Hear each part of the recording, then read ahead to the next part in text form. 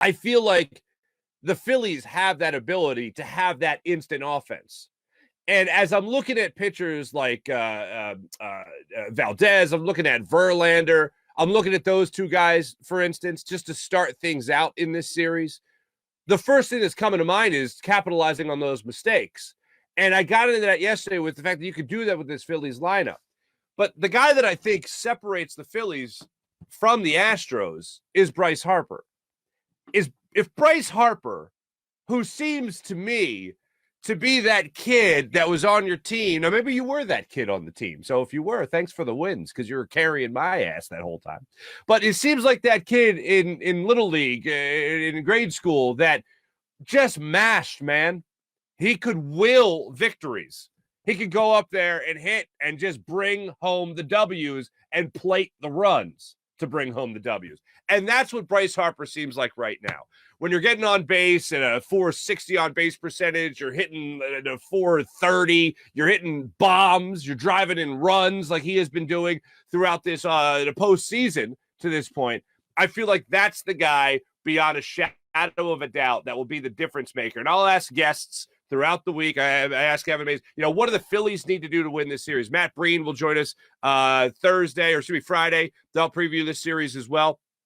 I'll ask Scott Air is supposed to join the show tomorrow, former Phillies relief pitcher from the 2008 World Series team. He's supposed to join us tomorrow. I'm asking everybody this question.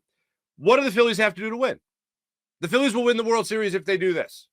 And I think the number one thing, before I get everybody else's take on that, the number one thing is Bryce Harper has to continue to mash.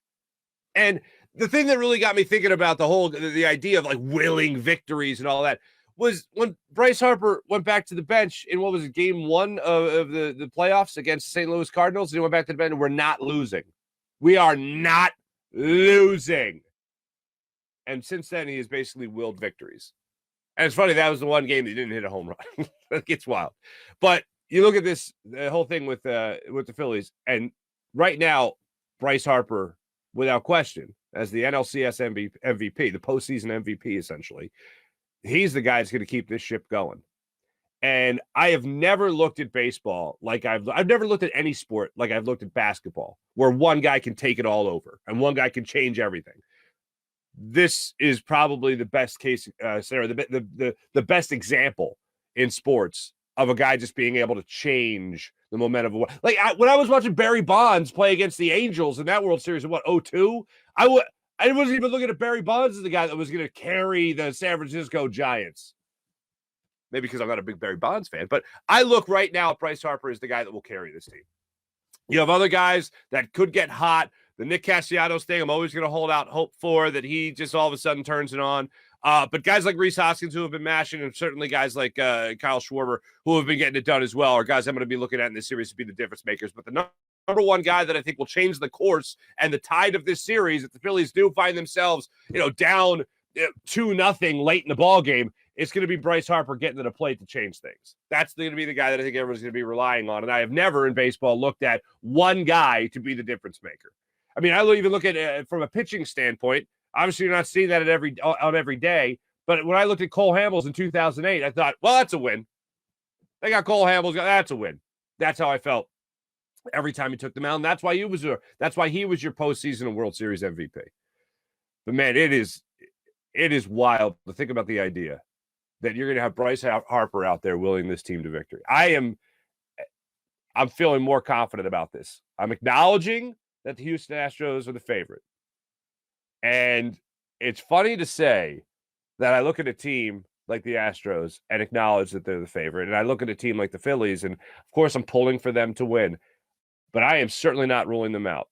And as I've said earlier in this week, if this series, I think it's going to be a very close series game by game, but I don't think it's going to be a 6 or 7 game series.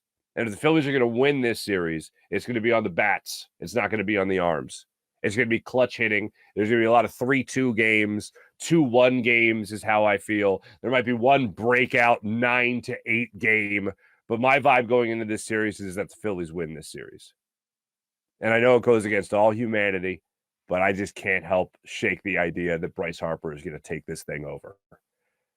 It's been talked about a lot already with Bryce Harper having the swing of his life when it comes to that 2-run home run that he hit in Game 5 against the San Diego Padres to put the Phillies up and give him the win ultimately.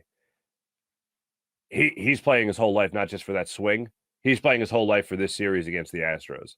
And I think he's the best player on the field. And I think the best player on the field is going to have a huge impact on this series.